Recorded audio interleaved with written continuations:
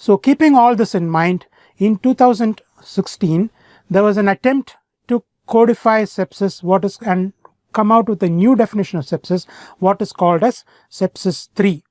Now this, how they did it is they went back and looked at about 1.3 million electronic health records all across the United States and another about 700,000 health records from within US and outside the US, and they analyzed what are the symptoms and features of these patients and what predicted presence of sepsis. So they came out with a very simplified form, just looking at 3 variables. They found that looking at these 3 variables were as good as doing a full SOFA score in these patients. So they used a Glasgow Coma scale of less than 13 or less, a systolic blood pressure of less than 100 millimeters of mercury, or a respiratory rate more than 22 millimeters of mercury. If any of these 2 parameters were positive, then these patients had a higher chance of being in sepsis. So this was used for identification of sepsis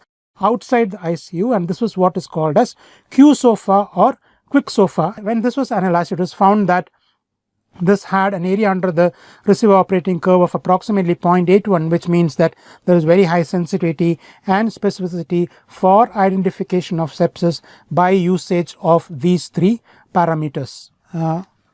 Now the full SOFA score is more complex. It looks at all the 6 different organ systems, and each organ system is given a point score of 0 to 4. So any patient who has a higher SOFA score is associated with the presence of a higher probability of mortality.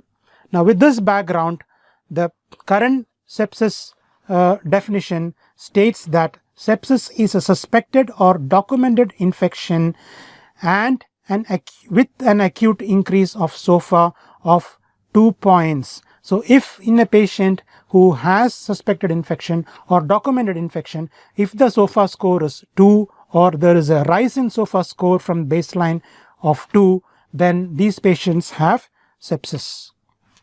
Now the rise in SOFA score reflects an overall mortality risk of around 10%. So even patients with a very modest organ dysfunction has a higher incidence of mortality, has a higher chance of deteriorating very rapidly. So these patients needs to be intervened promptly and taken care of, otherwise they can rapidly deteriorate and lead on to death.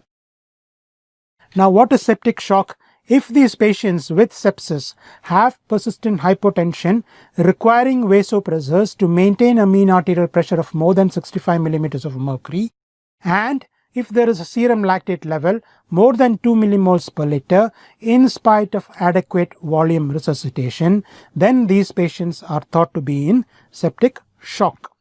So these patients have a far higher chance of mortality. In fact, the mortality rates point towards nearly 40% rather than patients who are in just sepsis, where the mortality rates is only around 10%. So you need to be aggressively looking for these patients and treating these patients early and aggressively to prevent any deterioration.